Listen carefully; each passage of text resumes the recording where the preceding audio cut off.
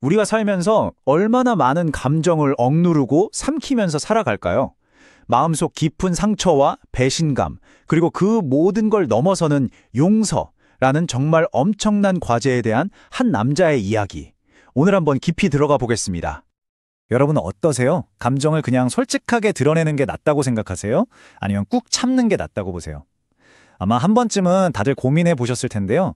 이 질문이 바로 오늘 우리가 들여다볼 이야기의 가장 중요한 열쇠가 됩니다. 사실 감정을 표현하는 건 마치 양날의 검 같아요. 솔직하게 드러내면 나 자신을 더 깊이 이해하게 되고 스트레스도 풀리죠. 그런데 이게 자칫 잘못하면 다른 사람이랑 부딪히거나 괜히 내 약점만 보여주는 꼴이 될 수도 있잖아요. 바로 이 아슬아슬한 줄타기가 오늘 이야기의 핵심입니다. 자, 바로 이 감정의 줄타기를 정말 제대로 보여주는 인물이 있습니다. 창세기 45장에 나오는 요셉인데요. 와, 그의 파란만장한 삶 속에는 이 모든 딜레마가 그대로 녹아 있습니다. 그럼 먼저 요셉이 겪어야 했던 그 기나긴 고통과 침묵의 시간부터 한번 따라가 볼게요. 모든 감정을 억누를 수밖에 없었던 그의 여정 함께 보시죠. 한번 생각해 보세요. 17살에 형들한테 노예로 팔리고 억울하게 누명 쓰고 감옥에 가고 수년 아니 수십 년에 걸친 이 억울함과 고통, 배신감을 그는 그냥 마음속에 꾹꾹 눌러 담아야만 했던 거예요. 그리고 이 모든 억눌린 시간은요, 결국 단 한 번의 극적인 재회를 향해 달려가고 있었습니다. 자, 그리고 시간이 흘러서 모든 상황이 완전히 뒤바뀝니다. 자신을 팔아넘겼던 그 형들이 이제는 굶주림 끝에 요셉 앞에 엎드려서 목숨을 구걸하고 있는 거죠. 바로 이 순간 수십 년간 굳게 닫혀있던 감정의 둑이 무너지기 시작합니다. 요셉은 그동안 형들을 여러 번 시험했어요. 이 사람들이 정말 변했을까? 하고요. 그런데 결국 막내 동생 베냐민을 위하는 그 모습을 보고 모든 게 와르르 무너져 내린 겁니다. 수년간 억눌렀던 그 모든 감정이 마침내 폭발해버린 거죠. 그리고 터져나온 한마디. 나는 요셉입니다. 궁궐 전체가 쩌렁쩌렁 울릴 만큼 거대한 울음과 함께 터져나온 이 한마디가 그 순간 모든 것을 바꿔놓았습니다. 모든 관계의 전환점이 된 거죠. 그런데 말이죠. 이렇게 격렬하게 감정을 터뜨린다고 해서 이게 곧바로 용서로 이어질 수 있을까요? 그 깊은 상처와 분노를 넘어서 진정한 화해로 가는 길, 그건 과연 무엇이었을까요? 형들 입장에선 어땠을까요? 그냥 충격, 죄책감, 두려움으로 그 자리에 얼어붙었을 겁니다. 당연히 복수당할 거라고 생각했겠죠. 자신들이 노예로 팔아넘겼던 그 동생의 손에 이제 자신들의 목숨이 달려있다는 걸 깨달았을 때 그 공포, 상상해 가시나요? 정말 놀랍게도 요셉은 바로 이 순간에 진정한 용서로 가는 3단계 과정을 완벽하게 보여줍니다.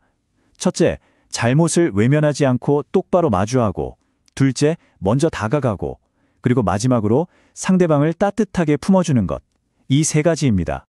여기서 가장 중요한 점은요, 요셉이 과거를 그냥 좋은 게 좋은 거지 하고 덮어두지 않았다는 거예요. 나는 당신들이 이집트에 판 바로 그 동생 요셉입니다. 이렇게 분명히 말하면서 형들이 자신들의 잘못을 직시하게 만들죠. 이건 비난하려는 게 아니었어요. 진정한 치유를 위한 꼭 필요한 첫걸음이었습니다. 아니 근데 도대체 어떻게 이런 엄청난 용서가 가능했을까요? 그 비밀은 바로 요셉의 정말 놀라운 관점의 전환에 있었습니다. 요셉의 행동을 이해하려면 이 핵심 개념을 알아야 합니다. 바로 하나님의 섭리라는 건데요. 이게 뭐냐면 내게 일어난 모든 사건, 특히 고통스럽고 힘든 일들이 사실은 더 큰 어떤 계획, 신적인 목적의 일부라고 믿는 거예요. 자신의 끔찍한 비극을 그보다 훨씬 더 큰 그림의 일부로 바라보는 관점이죠. 그리고 요셉은 이렇게 말합니다. 나를 이리로 보낸 건 형들이 아니라 하나님이십니다. 와, 이 한마디로 그는 자신의 모든 고통스러운 이야기를 완전히 재해석해버린 겁니다. 형들은 더 이상 자신에게 고통을 준 가해자가 아니라 수많은 생명을 구원하려는 더 큰 계획을 이루기 위한 도구였던 셈이죠. 바로 이렇게 자신의 고통 속에서 더 큰 의미를 찾아낸 순간 요셉은 비로소 자유로워질 수 있었던 겁니다. 과거의 배신에 묶여 사는 대신에 결국 모든 것을 구원하게 된 그 결과에 집중하면서 진짜 용서를 베풀 수 있었던 거죠. 자, 그렇다면 이 오래된 이야기가 오늘을 사는 우리에게 말해주는 건 뭘까요? 왜 우리는 그토록 힘든 용서라는 걸 해야만 하는 걸까요?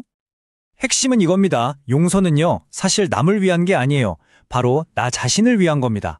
용서하지 못하는 마음은 분노와 원망이라는 영적인 감옥에 스스로를 가두는 것과 같거든요. 용서는 바로 그 감옥에서 나 자신을 풀어주는 유일한 열쇠인 셈이죠. 심지어 의학적으로도 해결되지 않은 감정 문제가 수많은 질병의 원인이 된다고 하잖아요. 그러니까 진짜 용서는 그래, 이제 잊어버리기로 했어 하고 결심하는 게 아니라는 겁니다. 그 상처의 기억이 더 이상 내 마음을 휘젓지 못하는 상태, 완전한 감정의 평화를 얻는 그 과정 자체가 바로 진정한 용서인 거죠.